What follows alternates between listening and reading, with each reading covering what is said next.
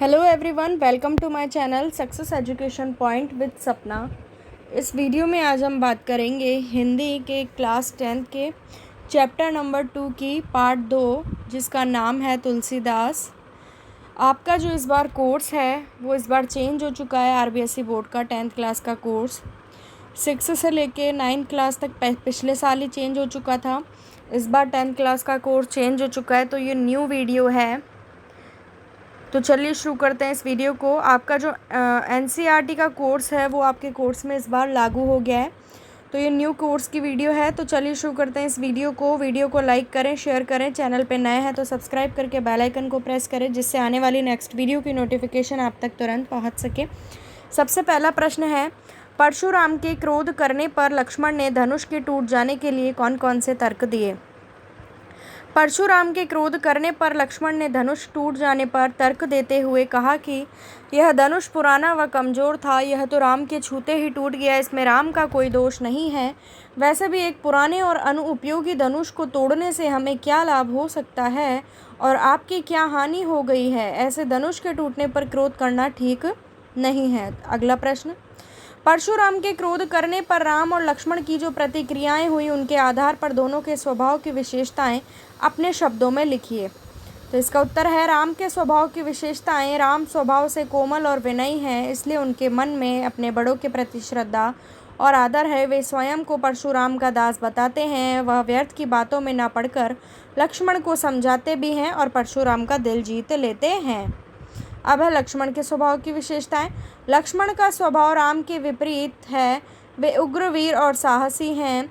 वे अपने व्यंग्य बाणों से परशुराम को छलनी कर देते हैं, जिस कारण परशुराम भड़क उठते हैं। इसके साथ ही वे वाचाल, मर्यादा का उल्लंघन करने वाले और आक्रामक स्वभाव के हैं। तीसरा प्रश्न, लक्ष्मण और परशुराम के संवाद का जो अंश आपको सबसे अच्छा लगा, उसे अपने शब्दों में संवाद शैली में लिखिए। तो लक्ष्मण क्या कह रहे हैं? हे मुनिवर, हमने बचपन में न जाने कितने धनुष तोड़ डाले, तब आपने क्रोध नहीं किया, फिर इस धनुष पर आपकी इतनी ममता क्यों?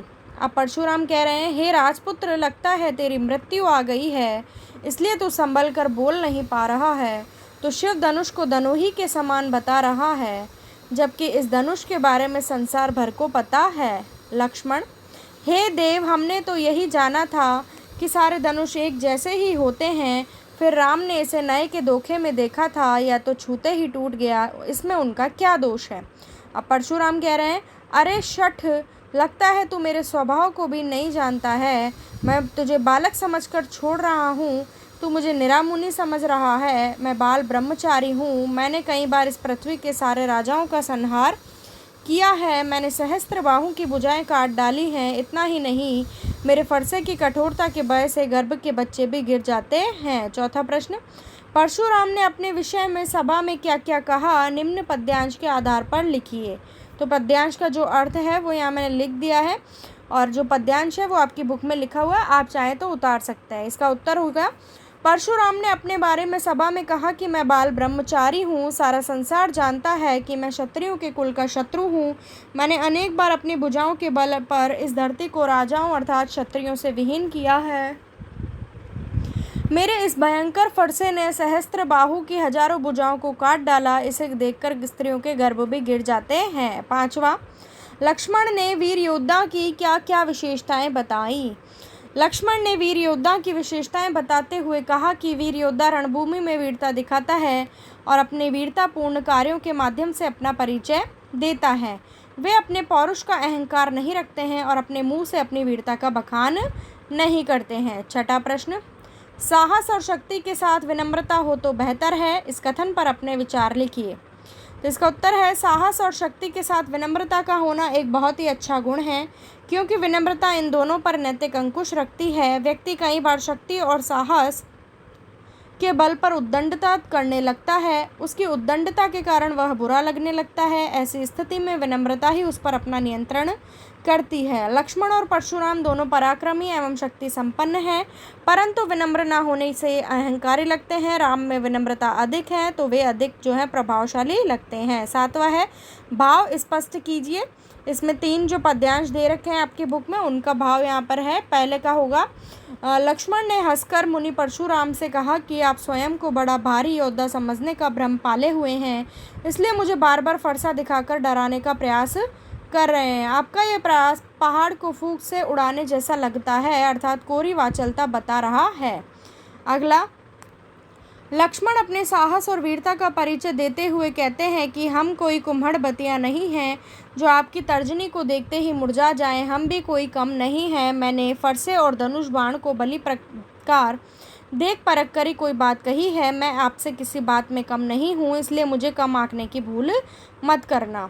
अगला है ग, विश्वामित्र परशुराम की बुद्धि और समझ पर तरस खाते हुए सोचने लगे कि परशुराम को हरा हरा ही दिखाई देता, अर्थात स्वयं के बारे में बड़ी भ्रांति है। वह लक्ष्मण को गन्ने से बनी खांड के समान समझ रहे हैं कि वह उसे एक ही बार में नष्ट कर डालेंगे। वे अज्ञानतावश नहीं समझ पा रहे हैं कि लक्ष्मण लोहे से बना खांडा है, जिससे संघर्ष मोल लेना आसान नहीं है। 8वां प्रश्न, पाठ के आधार पर तुलसी की भाषा सौंदर्य पर 10 पंक्तियाँ लिखिए। तो इसका उत्तर है, तुलसी रस सिद्ध कवि हैं। तुलसी की भाषा शुद्ध अवधि है। उन्होंने भाषा को प्रौढ़ साहित्यिक स्वरूप प्रदान किया है तथा संवाद योजना के द्वारा पात्रानुसार कोमल मधुर व्यंग्यात्मक भाषा का प्रयोग कलात्मक रूप में किया है। तुलसीदास ने तत्सम शब्दों के तद्भव रूप रखकर श्रुति माधुर्य का समावेश किया है। आपने चौपाई, दोहा, छंद में रचना कर भाषा को लोकप्रिय बनाया है। उन्होंने वीर तथा हास्य रस के साथ ही मुहावरों, सूक्तियों का सुंदर प्रयोग किया है। अगला प्रश्न, इस पूरे प्रसंग में व्यंग्य का अनूठा सौंदर्य है, उदाहरण के साथ स्पष्ट कीजिए। तो इसका उत्तर है, इस पूरे प्रसंग में लक्ष्मण के कथनों में व्यंग्य का अनूठा सौंदर्य झलकता है। परशुराम मुनि हैं, ब्राह्मण हैं, इसके साथ ही वे बहुत ही अड़ियल और बड़बोले हैं, इसलिए लक्ष्मण उन पर व्यंग्य बाण चलाना ही उपयुक्त समझते हैं, जिससे वे और अधिक क्रोधित होते हैं। लक्ष्मण अपने व्यंग्य बाणों से उनकी खोखली वीरता की धज्जियां उड़ा देते हैं। जब परशुराम आवेश में आकर शिव धनुष तोड़ने वाले का संहार करने की बात करते हैं, तब लक्ष्मण कहते हैं कि हमने बचपन में ऐसे कितने ही धनुष तोड़े। इस प्रकार यह पठितांश व्यंग्य से भरपूर है। 10वां प्रश्न, निम्नलिखित पंक्तियों में प्रयुक्त अलंकार पहचान कर लिखिए। जो पंक्तियाँ आपकी किताब में दी गई हैं उनमें अलंकार बताना है। तो पहली पंक्ति में हो गया अनुप्रास अलंकार, अगले में अनुप्रास और उपमा 2 अलंकार है, तीसरा है उत्प्रेक्षा पुनरुक्ति प्रकाश अलंकार और चौथा है उपमा और रूपक दोनों अलंकार है। रचना और अभिव्यक्ति। 11वां प्रश्न, सामाजिक जीवन में क्रोध की जरूरत बराबर पड़ती है। यदि क्रोध ना हो तो मनुष्य दूसरे के द्वारा पहुंचाए जाने वाले बहुत से कष्टों की चिर निवृत्ति का उपाय ही न कर सके। आचार्य रामचंद्र शुक्ल जी का यह कथन इस बात की पुष्टि करता है कि क्रोध हमेशा नकारात्मक भाव के लिए नहीं होता, बल्कि कभी कभी सकारात्मक भी होता है। इसके पक्ष या विपक्ष में अपना मत प्रकट कीजिए। तो सबसे पहले है क्रोध के पक्ष में मत। तो इसका हो जाएगा, क्रोध हमेशा नकारात्मक भाव लिए नहीं होता, वह कभी कभी सकारात्मक भी होता है, क्योंकि वह अन्याय का प्रतिकार करता है तथा साहस वीरता का प्रदर्शन कर उत्साह का संचार भी करता है। अब है क्रोध के विपक्ष में मत। क्रोध एक अवगुण है, मनुष्य का शत्रु है, क्योंकि वह उसे घमंडी और बड़बोला बनाता है। क्रोध विनाश का कार्य करता है, वह निर्माण नहीं कर सकता। 12वां प्रश्न, संकलित अंश में राम का व्यवहार विनयपूर्ण और संयत है। लक्ष्मण लगातार व्यंग्य बाणों का उपयोग करते हैं और परशुराम का व्यवहार क्रोध से भरा हुआ है। आप अपने आप को इस परिस्थिति में रखकर लिखें कि आपका व्यवहार कैसा होता। तो इसका उत्तर है, उपयुक्त परिस्थिति में हमारा व्यवहार संतुलित होता। हम लक्ष्मण की तरह परशुराम के बड़बोलेपन का विरोध तो करते, लेकिन उनका अपमान नहीं करते। हम भी साहस के साथ जोर जोर से बोलकर उन्हें परिस्थिति समझने के लिए मजबूर करते। यदि वे सुनने और समझने के लिए तैयार हो जाते तो हम उनके प्रति विनय का प्रदर्शन करते, क्योंकि वह बड़े होने के साथ साथ मुनि और सम्माननीय थे। ऐसा नहीं होता कि वह ज्ञानी होने के कारण परिस्थिति को समझ नहीं पाते। 13वां प्रश्न, अपने किसी परिचित या मित्र के स्वभाव की विशेषताएं लिखिए। तो पहली है, हमारा मित्र कुशाग्र बुद्धि तथा सत्यवादी है। उसमें विनम्रता, सहनशीलता, सहजता और ईमानदारी पूरी तरीके से समाई हुई है। वह अपने माता पिता व गुरुजनों का आदर करता है। वह दूसरों का सहयोग करने के लिए हमेशा तत्पर रहता है। मेरा मित्र क्रोधी नहीं है, आत्मसम्मानी है। 14वां प्रश्न, दूसरों की क्षमता को कम नहीं समझना चाहिए। इस शीर्षक को ध्यान में रखते हुए एक कहानी लिखिए। हमें दूसरों की क्षमताओं को कम नहीं आंकना चाहिए, क्योंकि जो ऐसे समझता है वह अपने आप में घमंडी बन जाता है। इस संदर्भ में हम कछुआ खरगोश की कहानी लिख सकते हैं। कहानी क्या है देखते हैं। एक बार की बात है, एक तालाब में एक कछुआ रहता था। उस तालाब के पास ही एक बिल में खरगोश भी रहता था। तालाब में पानी पीने जाने के कारण खरगोश और कछुए में मित्रता हो गई। खरगोश बहुत चालाक था, वह कछुए की क्षमता को बहुत कम आंकता था। एक दिन दोनों में दौड़ की शर्त लग गई। जो निर्धारित स्थान पर पहले पहुंच जाएगा उसी की जीत हो जाएगी।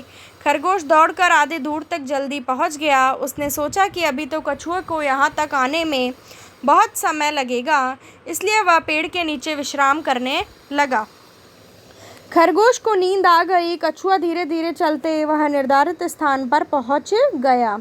वह कहीं पर भी रुका नहीं, चलता ही रहा। खरगोश की नींद खुली और उसने फिर से दौड़ लगाई तो उसने देखा कि कछुआ तो पहले से ही वहां पहुंच चुका था।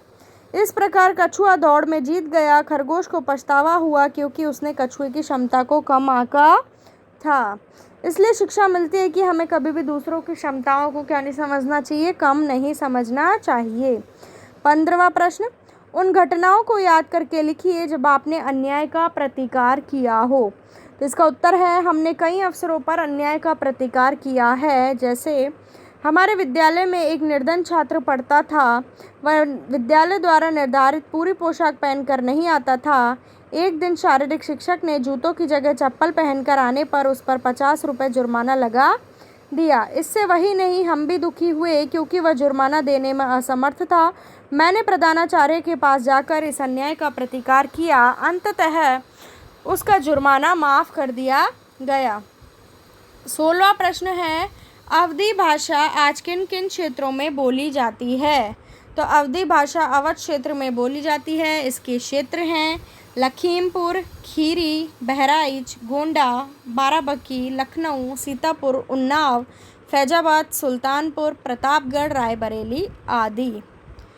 तो ये थी हमारी आज की वीडियो। इसमें हमने चैप्टर 2 के पूरे जितने भी क्वेश्चन आंसर्स थे वो देखे। वीडियो को लाइक करें, शेयर करें, चैनल को सब्सक्राइब जरूर करें और साथ ही में बेल आइकन को प्रेस करें, जिससे आने वाली नेक्स्ट वीडियो की नोटिफिकेशन आप तक तुरंत पहुंच सके। मिलती हूँ नेक्स्ट वीडियो में। Thank you for watching my video.